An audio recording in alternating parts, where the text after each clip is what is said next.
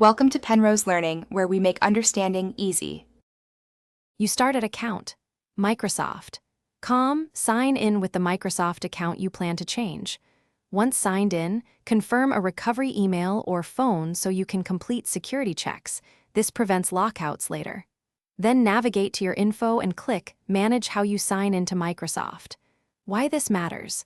That page lists aliases and sign-in options you'll edit. Do this now so you're working in the right account, and you won't accidentally change an unrelated Microsoft profile.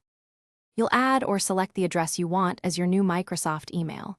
Click Add Email and either create a fresh Outlook, alias, or link an existing account. This keeps data intact while changing the sign-in. Once added, Microsoft sends a verification. Complete that immediately so the system accepts the change. After verification, select the new alias and choose Make Primary.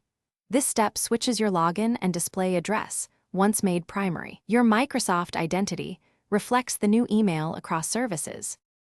Finish by signing out of all devices and signing back in with the new primary alias to confirm everything updated. Make sure apps like Outlook, Teams, and your phone's mail client use the new address. Update saved credentials where necessary. If you can't set an alias as primary or verification fails, check that the address is fully verified and not tied to an organization account. Once confirmed, retry. If problems persist, use Microsoft Account Recovery and contact support for targeted help. Thanks for watching. If this was helpful, leave a like and consider subscribing. See you next time.